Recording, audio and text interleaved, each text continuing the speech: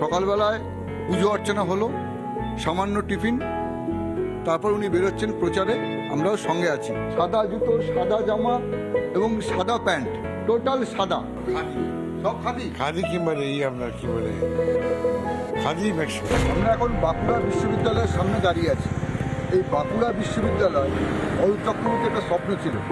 আজ প্রচারে যাওয়ার পথে তিনি থমকে দাঁড়িয়েছেন সেই বিশ্ববিদ্যালয়ের সামনে।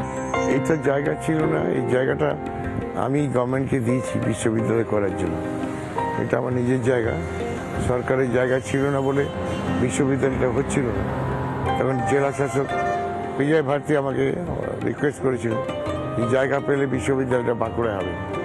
তা আমি মুখ্যমন্ত্রীকে বলেছিলাম যে আমার 15 বিঘা জায়গা আছে, ওটা আমি দেবো, বিশ্ববিদ্যালয়টা বাঁকুড়ায় হোক। এটা আমরা মুকুটমণিপুর ড্যাম, এটা ড্যাম এটা ক্যানেল, এদিক দিয়ে জল সমস্ত চাষিরা পায় আপ টু রায়পুর পর্যন্ত এবং পূর্ব মেদিনীপুর, পশ্চিম মেদিনীপুর পর্যন্ত। এই জলটা ড্যাম্পে যায় চাষের জন্য। এই দেখুন বাঁ দিকটায় ড্যাম্পে বাঁধা, এই বাঁ দিকটা দেখুন, এই ড্যামটা দেখছেন শুকিয়েছে, এই যে জল দেখছেন এটা ভর্তি থাকে জলটা আমরা নামিয়ে দিলাম, কারণ এই ড্যামটা ভরতে গেছে, গেটগুলো অনেক পুরানো হয়ে গেছে, এই গেটগুলো সব রিপেয়ার হবে নিউ টেকনোলজিতে। এই পুরো এরিয়া যেটা, এটা ডক্টর বিধানচন্দ্র রায়ের আমলে এটা তৈরি হয়েছিল ম্যানুয়ালি। এটা কিন্তু মানুষ খুঁড়ে করেছিল এই ড্যামটা, পুরো ড্যামটা মানুষ খুঁড়ে করেছে এবং এটা পুরুলিয়া বর্ডার পর্যন্ত আছে, বিশাল dam, Purulia border of the. এই অঞ্চলে তো জলের খুব অভাব। এই জলটা তুলে দেওয়া হলো, এই জন্যই ছেড়ে দেওয়া হলো, জলটা ধরতে হবে। জল ধরার ক্ষমতাটা কমে গেছে, জল ধরার ক্ষমতাটা বাড়ানোর জন্য ড্রেজিং হবে, ঠিক আছে, এবং গেটগুলো চেঞ্জ হবে, তার কাজ শুরু হয়েছে।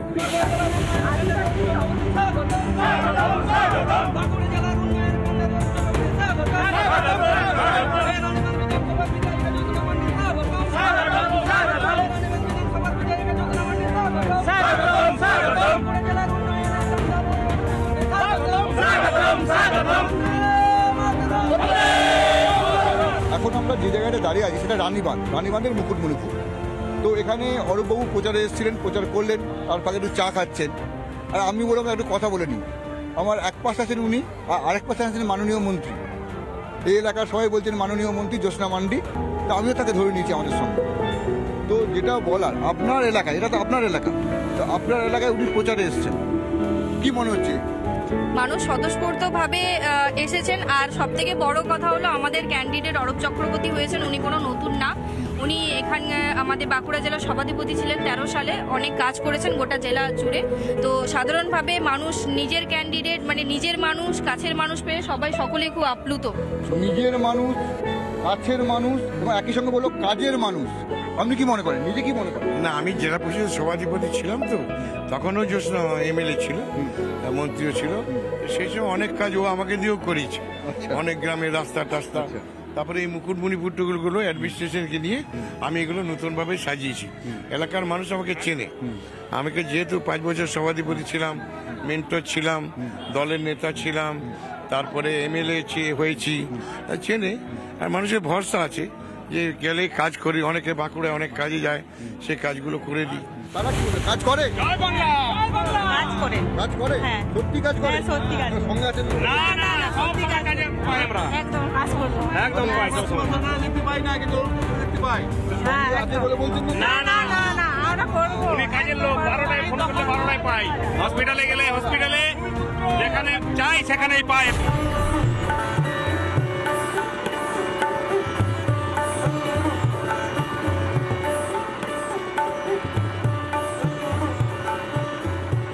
এই যে চারিদিকে জল থই থই করছে,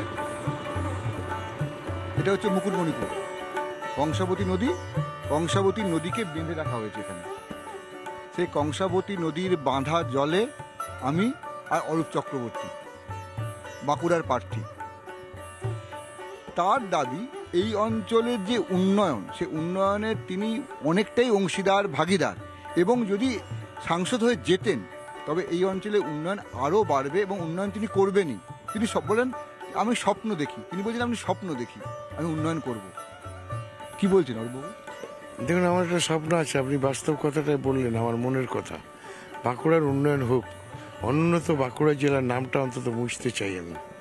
বাঁকুড়া যদি ডেভেলপমেন্ট হয়, আমরা ধরুন আরেকটা প্রজেক্ট আছে বাঁকুড়ার দোনামোনা ঘাট, ওইখানটা যদি এইভাবে জল বাঁধিয়ে দেওয়া যায় তারকেশ্বর নদী গন্ধেশ্বর উপরে, বিশাল এরিয়া হবে, ইন্ডাস্ট্রি পর্যন্ত হবে। ওই পরিকল্পনা আজকে 15 বছর ধরে পড়েই আছে, এগোচ্ছে না। এগুলো করবার লোক নেই। প্রয়াত বিধায়ক কাশীনাথ মিশ্র চেষ্টা করেছিল সেই সময়, কিন্তু এখনো সেটা হয়নি। সুভাষবাবু চেষ্টাও করলেন না, উনি এত সব চিন্তাও করেনি। এখান থেকে কেবলমাত্র প্রাকৃতিক সৌন্দর্য, পর্যটক আসছে, তার বাইরেও আরেকটা ইকোনমি ব্যবস্থা তৈরি হয়েছে। এইটার সঙ্গে সঙ্গে হবে। আমাদের যেমন গভর্নমেন্ট এটা পরিকল্পনা নিয়েছে, এটাকে ড্রজিং করবে, এই জোলাধারটা বাড়াতে হবে। কারণ এখান থেকে ড্রিঙ্কিং ওয়াটার অ্যারেঞ্জমেন্ট আছে। এই যে বাড়িতে বাড়িতে বিশুদ্ধ জল পৌঁছাবে কি করে? এখান থেকে আমরা সমস্ত জায়গায় জল নিয়ে যাচ্ছি বড় বড় ট্যাঙ্কে তুলে। 8টা ব্লক এখনো বাকি আছে জল। বলছি ওসব থাক, মুনমুন সেনকে এখানে নিয়ে এসেছিলেন, হ্যাঁ, এই জায়গাটা ঘুরিয়েছিলেন। মুনমুন সেন ঘুরেছে এখানে, এখানে অনেক অনুষ্ঠান করেছে, ফাংশন করেছে।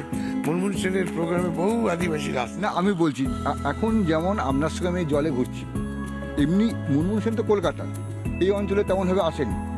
আপনি কি মুনমুন সেনকে এখানে নিয়ে এসেছেন? মুনমুন সেন এসেছে, মুকুটমণিপুরে অনেক প্রোগ্রাম করেছে, ও কি বলে কাপড় বিলি করেছে, ও মুকুটমণিপুরে এই নৌকায় এভাবে ঘুরেছে। মুকুটমণিপুরে মুনমুন সেন এসে অনেক ফোক ড্যান্স যেটা হতো আদিবাসীদের, খুব এনজয় করতো, নাচতো, আসতো। আপনাকে তো খুব ভরসা করতো। সে তো নিশ্চয়ই, কারণ আমি তো ওকে সব দেখিয়েছি, চিনিয়েছি। ওর নির্বাচনটা তো আমি করেছিলাম না। ন্যাচারালি মুকুটমণিপুরে আদিবাসীরা ওকে খুব ভালোবাসতো। প্রথমবার যখন মুনমুন সেন আসে নির্বাচনে, তো তখন সেই আদিবাসীদের প্রথা আছে, ওরা ঘটি দিয়ে জল দিয়ে পা ধোয়ায়। মুনমুন সেন ও মেয়েদেরও পা ধোয়াতো। এতে আদিবাসীদের মধ্যে একটা জেগেছিল যে এই নিচের মানুষকে ভালোবাসে, এবং ওর হাজব্যান্ড যেহেতু আদিবাসী, তার জন্য ক্লিক করে গেছিল সব আদিবাসীরা, মুনমুন আমাদের লোক, এরকম একটা ছিল। এই যে অঙ্কটা, এই যে ম্যাজিকটা, এটাকে আপনি শিখিয়ে দিয়েছিলেন? না, ওটা মুনমুন সেন নিজেই করেছিল। আমি অবাক হয়ে গেলাম, মুনমুন সেন নিজেই ওদের কাছে ঘটিগুলো নিয়ে ওদের পা ধোয়ালো, তেল মাখালো, গামছা দিয়ে মুছে দিল। এটা কিন্তু ওর একটা বিরাট প্লাস পয়েন্ট ছিল ইলেকশনে। না, আমি দেখছিলাম একটু আগে জ্যোৎস্না মান্ডিও বলছিলেন, আপনার সঙ্গে ছিলেন, আদিবাসীরা আপনাকে এত পছন্দ করে কেন?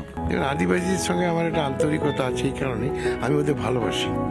আদিবাসীদের আমি ধরুন 16,000 আদিবাসীকে 1,000 টাকা করে প্রতি মাসে আমি শিল্পী ভাতা দেওয়ার ব্যবস্থা করে দিয়েছিলাম।